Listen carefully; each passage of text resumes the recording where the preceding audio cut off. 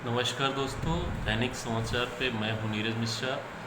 आज हम आपका परिचय अपने चैनल पे एक ऐसे युवा नेता से कराने जा रहे हैं जो वर्तमान यूपी सरकार में पिछड़ा वर्ग क्षेत्रीय महामंत्री के पद पे आसीन है। आइए आज हम उनसे ये जानते हैं कि 2022 का जो विधानसभा चुनाव है उसमें पार्टी किस मुद्दे पे ये चुनाव लड़ने जा रही है, जानेंगे आपसे। जी बिल्कुल। हमारी पार्टी भारतीय जनता पार्टी विकास के मुद्दे पर चुनाव लड़ेगी और 2014 से लेकर के अब तक पूरे देश की जनता 135 करोड़ की आबादी वाला हमारा भारत, जिसके यशस्वी प्रधानमंत्री आदरणीय नरेंद्र मोदी जी, जो कि बहुत ही शक्तिशाली और ताकतवर प्रधानमंत्री के रूप में पूरे विश्व में इनको जाना जाता है। ये हमारी पूरे भारत की जनता बखूबी जानती है इसको। और चुनाव का जो रह गया मामला, तो कहीं से भी कोई आगे पीछे नहीं है जी।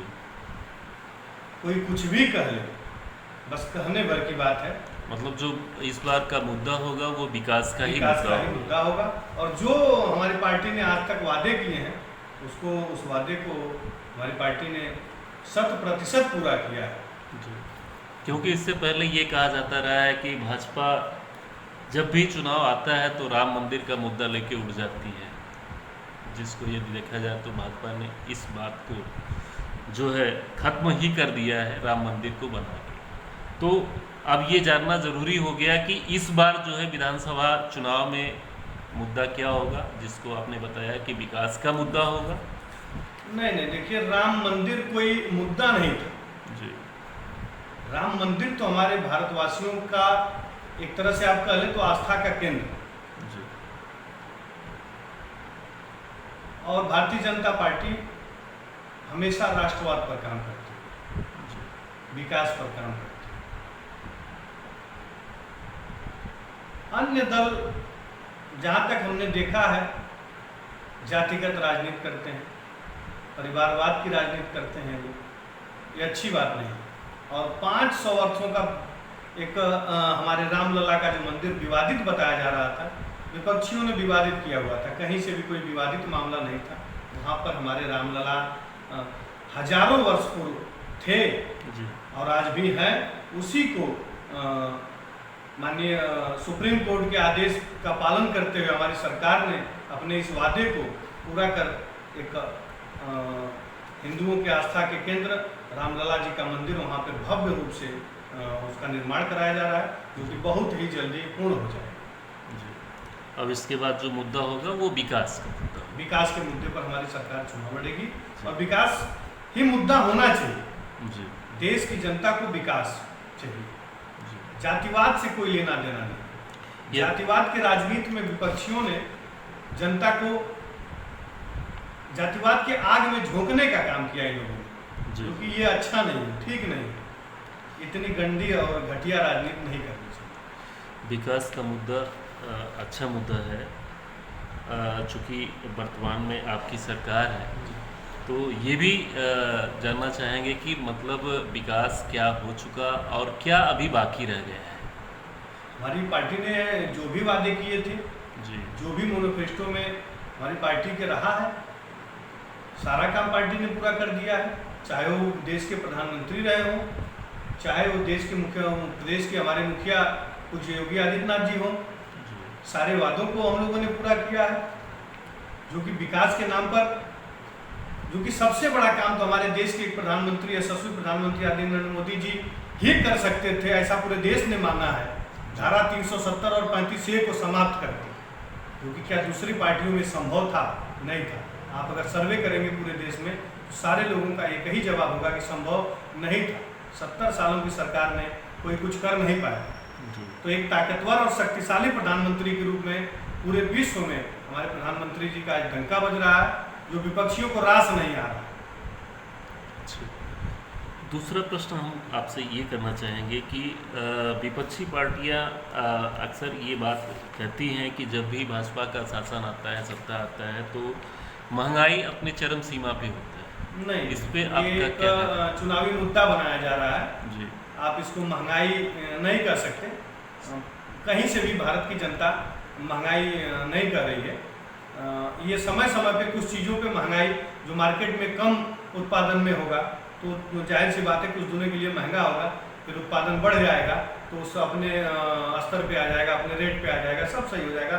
महंगाई कहीं से भी नहीं, जनता की कहीं से भी कोई शिकायत नहीं। जी जी, सरसों 200 रुपये किलो और जो है दाल 100 रुपये किलो। तो उत्पादन की तो कमी है। ये मतलब लोग कह रहे हैं कि भाजपा के शासन में ही ऐसा हुआ। नहीं, ऐसा नहीं है। बहुत सी सरकारों में ऐसा हुआ है। कोई नई चीज़ नहीं, ऐसा कुछ नया नहीं है। ठीक है, तीसरा प्रश्न हम आपसे ये करना चाहेंगे कि किसान का जो मुद्दा है, किसान आंदोलन जो लगभग 7-8 महीनों से चलता आ रहा है, तो आपकी सरकार में जो कुछ छोटे किसानों को यदि छोड़ दिया जाए तो बड़े किसानों को यदि छोड़ दिया जाए तो छोटे किसान क्या आपसे संतुष्ट हैं, आपकी शासन सत्ता से संतुष्ट हैं? निश्चित कहीं से भी किसान आंदोलन नहीं है ये। किसान आंदोलन इसको आप मत कहें। जी जी, ये चुनाव आंदोलन है, ये चुनावी मुद्दा है। ये तो क्लियर हो गया है, हमारे देश के मीडिया बंधुओं ने क्लियर कर दिया है कि किसान उसमें कहीं नहीं संलिप्त है। एक राजनीति हो रही है, बस राजनीति हो रही है और किसान आंदोलन नहीं है। मैं केवल एक शब्द में इसको बताऊंगा, ये चुनाव आंदोलन है। चुनाव जैसे ही 2022 का समाप्त होगा इसको खत्म कर दिया जाएगा। ये एक पार्टियों की, विपक्षी पार्टियों की, कांग्रेस पार्टी की और Samajwadi party, Bahujan Samaj party, TMC, इस सारी पार्टियों की मिली भगत की एक राजनीति है जो कि जातिवाद के लोग राजनीति करते हैं। किसानों का हित हमेशा से भारतीय जनता पार्टी ने किया है। किसानों के सम्मान को कहीं से भी ठेस पहुंचाने का काम नहीं किया है। किसानों को हमेशा सम्मान देने का काम हमारी मोदी जी की सरकार ने, हमारी योगी जी की सरकार ने किया है। चाहे वो किसान सम्मान निधि के रूप में हो, चाहे किसान यंत्रों के सब्सिडी के रूप में हो, चाहे किसान की फसलों को अच्छे रेट पर खरीदने का रहा हो, तो किसानों को हमेशा से सम्मान मिलता रहा है और आगे भी मिले। अब एक चीज़ आपको बता देना चाहते हैं, वो तो उनका सोचना गलत है। सीट तो हमारे यहाँ 403 है और 400 सीटों का दावा माननीय अखिलेश जी करते हैं, लेकिन वो गलत करते हैं। उनकी सोच जो है वो ठीक नहीं है। वो कहीं से भी एक तरह से आप पहले मुंगेरी लाल के असीम सपने देखे जा रहे हैं, तो वो उस को सपने देखना छोड़ दें। ये दिन में सपने देख रहे हैं। और ये 2012 में इन्होंने कुछ वादा किया था, 2017 में भी उन्होंने एक बयान दिया था, उसको सारे 2019 में उन्होंने बयान दिया था। सारे आंकड़ों को देख लिया जाए, उसको आप एक परसेंटेज निकाल लिया जाए और भारतीय जनता पार्टी के आंकड़ों को निकाल लिया जाए तो सच्चाई दूध का दूध और पानी का पानी सामने आ जाएगा। और हमारी सरकार तो निश्चित 350 के पार जानी है। चलिए, बहुत बहुत धन्यवाद। क्योंकि एक चीज़ मैं आपको बताना चाहूँगा, एक हमारी आखिरी बात है। 350 के पार जाएगा निश्चित, क्योंकि ये जान लीजिए 100 में 60 हमारा है जी। ये विपक्षी पार्टियां ये सपने देखना छोड़ दें। आज उनके पास कोई वोटर नहीं, कोई विशेष जाति के उनके पास केवल वोटर बचे हैं। इस नाते मैं बताना चाहूँगा उनको, ये दिन में सपने देखना छोड़ दें, क्योंकि 100 में 60 हमारा है, बाकी में बंटवारा है। चलिए, बहुत बहुत धन्यवाद। आपसे बात करके बहुत अच्छा लगा। धन्यवाद, नमस्कार।